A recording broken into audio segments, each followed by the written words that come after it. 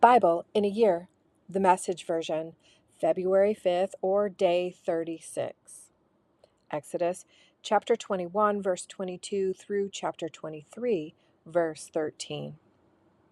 When there's a fight, and in a fight, a pregnant woman is hit so hard she miscarriages, but is not otherwise hurt, the one responsible has to pay whatever the husband demands in compensation.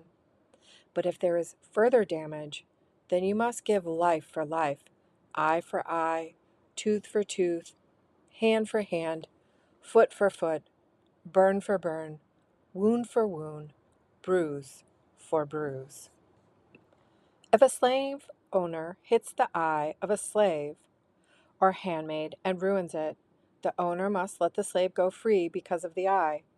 If the owner knocks out a tooth of the male or female slave, the slave must be released and go free because of the tooth. If an ox gourds a man or a woman to death, the ox must be stoned. The meat cannot be eaten, but the owner of the ox is in the clear. But if the ox has a history of gorging and the owner knew it and did nothing to guard against it, then if the ox kills a man or a woman, the ox is to be stoned and the owner given the death penalty. If a ransom is agreed upon instead of death, he must pay it in full as a redemption for his life.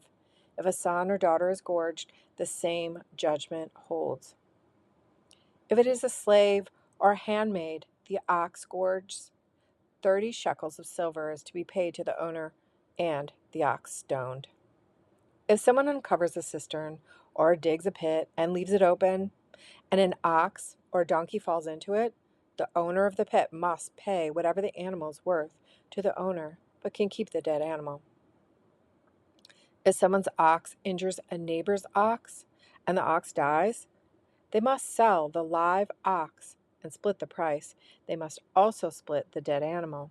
But if the ox had a history of gorging and the owner knew it and did nothing to guard against it, the owner must pay an ox for an ox, but can keep the dead animal. If someone steals an ox or a lamb and slaughters or sells it, the thief must pay 5 cattle in place of the ox and 4 sheep in place of a lamb. If the thief is caught while breaking in and is hit hard and dies, there is no blood guilt. But if it happens after daybreak, there is blood guilt. A thief must make full restitution for what is stolen. The thief who is unable to pay is to be sold for his thieving. If caught red-handed with the stolen goods, and the ox or donkey or lamb is still alive, the thief pays double. If someone grazes livestock in a field or vineyard, but lets them loose so that they graze in someone else's field, restitution must be made from the best of the owner's field or vineyard. If a fire breaks out and spreads to the bush so that the sheaves of grain or standing grain or even the whole field is burned up, whoever started the fire must pay for the damages. If someone gives a neighbor money for things for safekeeping and they're stolen from the neighbor's house, the thief, if caught, must pay back double. If the thief is not caught, the owner must be brought before God to determine whether the owner was the one who took the neighbor's goods. In all cases of stolen goods, whether oxen, donkey, sheep, clothing, anything in fact missing, of which someone says, "That's mine," both parties must come before the judges. The one the judges pronounce guilty must pay double to the other. If someone gives a donkey or ox or lamb or any kind of animal to another for safekeeping and it dies or is injured or lost and there's no witness, an oath before God must be made between them to decide whether one has laid hands on the property of the other. The owner must accept this and no damages are assessed. But if it turns out it was stolen, the owner must be compensated. If it has been torn by wild beasts, the torn animal must be brought in as evidence. No damages have to be paid. If someone borrows an animal from a neighbor and it gets injured or dies while the owner is not present, he must pay for it. But if the owner was with it, he doesn't have to pay. If the animal was hired, the payment covers the loss. If a man seduces a virgin who is not engaged to be married and sleeps with her, he must pay the marriage price and marry her. If her father absolutely refuses to give her away, the man must still pay the marriage price for virgins. Don't let a sorcerer live. Anyone who has sex with an animal gets the death penalty. Anyone who sacrifices to a god other than God alone must be put to death. Don't abuse or take advantage of strangers. You, remember, were once strangers in Egypt. Don't mistreat widows or orphans. If you do, and they cry out to me, you can be sure I'll take them most seriously. I'll show my anger and come raging among you with the sword, and your wives will end up widows and your children orphans. If you give money to my people, to any of the down and out among you, don't come back hard on them and gorge them with interest. If you take your neighbor's coat as security, give it back before nightfall. It may be your neighbor's only covering. What else does the person have to sleep in? And if you hear the neighbor crying out from the cold, I'll step in. I'm compensating. I'm compassionate. Don't curse God, and don't damn your leaders. Don't be stingy as your wine vats fill up. Dedicate your firstborn sons to me. The same with your cattle and sheep. They are to stay for 7 days with their mother. Then give them to me. Be holy for my sake. Don't eat mutilated flesh you find in the fields. Throw it to the dogs. Don't pass on malicious gossip. Don't link up with a wicked person and give corrupt testimony. Don't go along with the crowd in doing evil, and don't mess up your testimony in a case just to please the crowd. And just because someone is poor, don't show favoritism in a dispute. If you find your enemy's oxen or donkey loose, take it to him. If you see the donkey of someone who hates you lying helpless under its load, don't walk off and leave it. Help it up. When there is a dispute concerning your poor, don't tamper with the justice due them. Stay clear of false accusations. Don't contribute to the death of innocent and good people, and don't let the wicked off the hook. Don't take bribes. Bribes blind perfectly good eyes and twist the speech of good people. Don't take advantage of a stranger. You know what it's like to be a stranger. You were strangers in Egypt. Sow your land for 6 years and gather in its crops, but in the 7th year leave it alone. Give it a rest, so that your poor may eat from it. And what they leave, let the wildlife have. Do the same with your vineyards and olive groves. Work for 6 days and rest the 7th, so your ox and donkey may rest, and your servant and your migrant worker may have time to get their needed rest. Listen carefully to everything I tell you. Don't pay attention to other gods. Don't so much as mention their names. Matthew chapter 24, verse 1 through verse 28. Jesus then left the temple. As he walked away, his disciples pointed out how very impressive the temple architecture was. Jesus said, "You're not impressed by all this sheer size, are you? The truth of the matter is that there's not a stone in that building that is not going to end up in a pile of rubble." Later, as he was sitting on Mount Olives, his disciples approached and asked him, "Tell us, what are these things going to happen? And when? What will be the sign of your coming? When's the time up?"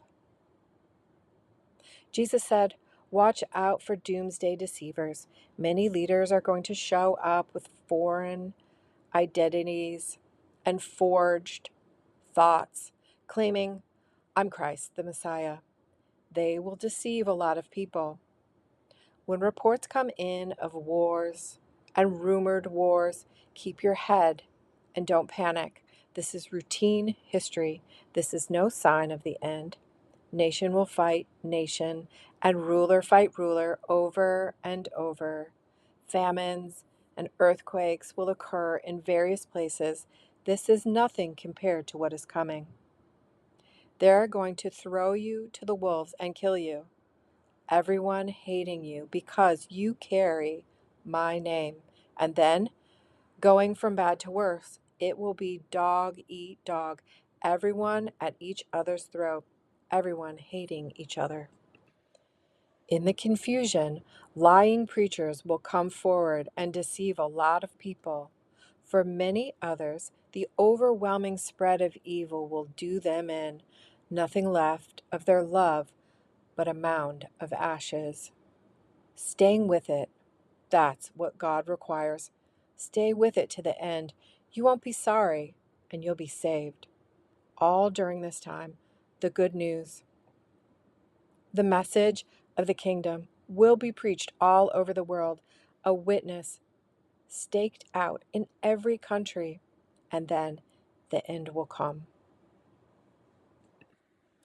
But be ready to run for it when you see the monster of desecration set up in the temple sanctuary. The prophet Daniel described this. If you read Daniel, you'll know what I'm talking about. If you're living in Judah at the time, run for the hills. If you're working in the yard, don't return to the house to get anything. If you're out in the field, don't go back and get your coat. Pregnant and nursing mothers will have it especially hard. Hope and pray this won't happen during the winter or on Sabbath. This is going to be trouble on a scale beyond what the world has ever seen or will see again. If these days of trouble were left to run their course, nobody would make it. But on account of God's chosen people, the trouble will be cut short. If anyone tries to flag you down, calling out, "Here's the Messiah," or points, "There he is," don't fall for it. Fake messiahs and lying preachers are going to pop up everywhere. Their impressive credentials and bewitching performances will pull the wool over the eyes of even those who ought to know better. But I've given you fair warning. So if they say, "Run to the country and see him arrive," or "Quick, get downtown, see him, come," don't give them the time of day. The arrival of the Son of Man isn't something you go to see. He comes like swift lightning to you. Whenever you see crowds gathering, think of vultures circling, moving in, hovering over a rotting carcass. You can be quite sure that it is not the living Son of Man pulling in those crowds. Psalm chapter 29, verse 1 through verse 11, a David psalm. Bravo, God, bravo! Gods and all angels shout, Encore! In awe before the glory, in awe before God's visible power, stay at attention. Dress your best to honor him. God thunders across the waters.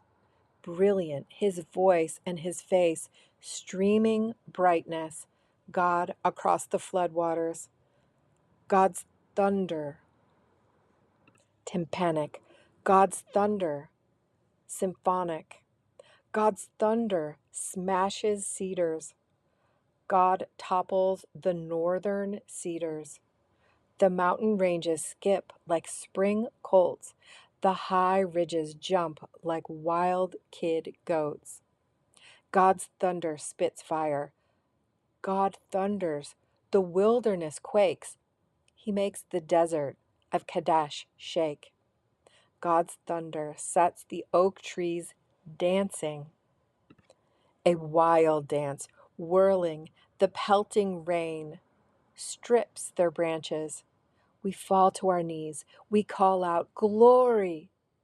Above the flood waters is God's throne, from which his power flows, from which he rules the world. God makes his people strong. God gives his people peace. Proverbs chapter 7, verse 6 through verse 23. As I stood at the window of my house, looking out through the shutters, watching the mindless crowd stroll by, I spotted a young man without any sense, arriving at the corner of the street where she lived, then turning up the path to her house. It was dusk, the evening coming on, the darkness thickening into the night. Just then, a woman met him. She'd been lying in wait for him, dressed to seduce him. Brazen and brash she was, restless and roaming, never at home, walking the streets, loitering in the mall, hanging out at every corner in town. She threw her arms around him and kissed him, boldly took his arm and said, "I've got all the makings for a feast. Today I made my offerings.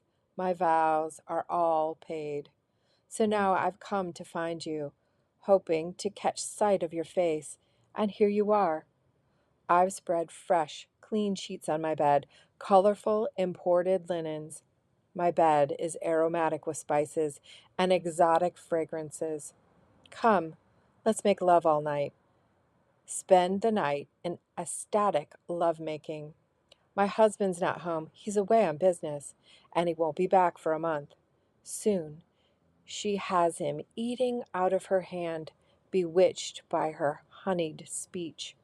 Before you know it, he's trotting behind her like a calf led to the butcher shop, like a stag lured into ambush and then shot with an arrow, like a bird flying into a net, not knowing that its flying life is over.